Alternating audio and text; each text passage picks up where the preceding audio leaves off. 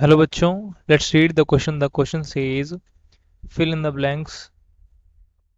A union with B intersection C. हमें ये fill up करना है. की concept देखेंगे इस question का. की concept देखेंगे. लिखेंगे कि for any three sets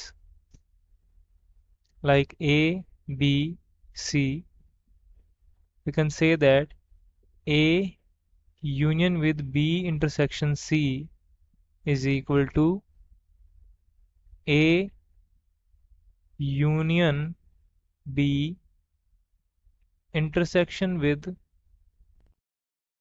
A union C. ये है आइडेंटिटी इसकी.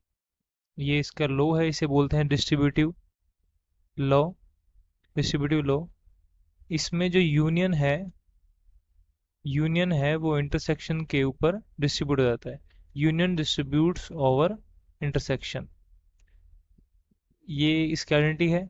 इसे ही हम समझने के लिए देखेंगे ऐसा कि ए एक सेट है, उसका एलिमेंट है 1 2 4 6, और बी एक सेट है, उसके एलिमेंट्स हैं, ये है 1 3 5, और सी एक सेट है, इसके एलिमेंट्स हैं वो है 4 5 एंड 8. ये तीन एलिमेंट्स हैं इसके. और अगर हमें A union with B intersection C find करना पड़े तो सबसे पहले बी इंटरसेक्शन सी को फाइंड आउट करेंगे. बी इंटरसेक्शन की सी क्या आएगा? इंटरसेक्शन का मतलब होता है कॉमन एलिमेंट्स या कॉमन पॉइंट्स. दोनों सेट्स में जो कॉमन पॉइंट्स हैं वो हम देखेंगे क्या है बी और सी के अंदर. सी में एक 5 है, बी में भी 5 है, बाकी कुछ भी कॉमन नहीं है. तो हम देख सकते हैं कि बी इंटरसेक्शन सी का जो आंसर आएगा वो आएगा 5. एक 5 ही है जो बी इंटरसेक्शन सी में आया है, कॉमन है. और अब ए का यूनियन कर देंगे इस सेट के साथ. A union with B intersection C. तो इन दोनों में कॉमन क्या है? इन दोनों में यूनियन का मतलब है कलेक्टिव. मतलब जो कॉमन है वो तो आएगा ही, लेकिन जो एक्स्ट्रा एलिमेंट है वो भी लिखे जाएंगे. यूनियन मतलब ये.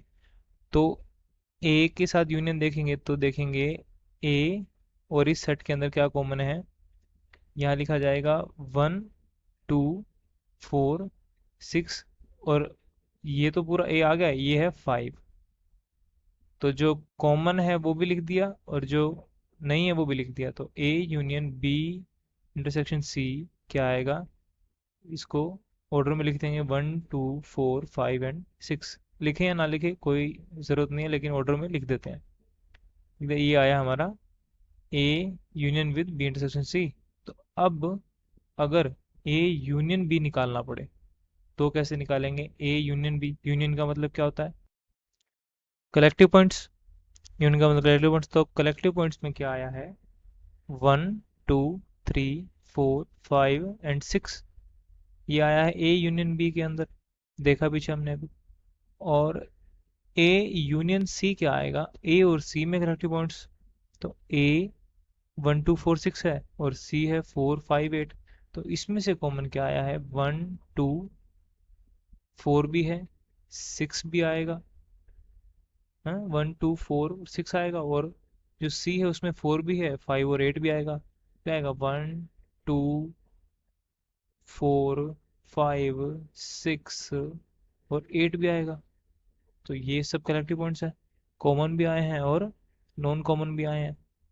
तो हम लिखें अगर ए यूनियन बी और intersection with A union C, इन दोनों का इंटरसेक्शन करेंगे तो कॉमन पॉइंट्स लिखे जाएंगे इन दोनों के. ये दो सेट्स हैं, इनके कॉमन पॉइंट्स क्या हैं देखेंगे. इनके कॉमन पॉइंट्स हैं, कॉमन पॉइंट्स लिखने हैं 1 1 2 2 3 नहीं है, 4 4 5 5 6 6 8 नहीं है. तो 1 2 4 5 6 क्या आएगा? 1 2 4, 5 और 6 आएगा इसका। और यही हमारा क्या था, A union with B intersection C था। सेम आया, दोनों की वैल्यू सेम आ चुकी है ना, तो लिखेंगे बोथ आर इक्वल। और जब दोनों इक्वल आ चुके हैं तो हमने ये एक्चुअली प्रूव कर दिया है कि जो A intersection A union B intersection C है वो किसके इक्वल आ गया, हमने प्रूव कर दिया कैसे, कि A union B intersection with A union C के, intersection with A union C के, ये हमने प्रूव कर दिया है। और हमें यही फिलअप करना था। So the final answer is A union with B intersection C is equal to A union B intersection with A union C. Hope you understood it well. Thank you.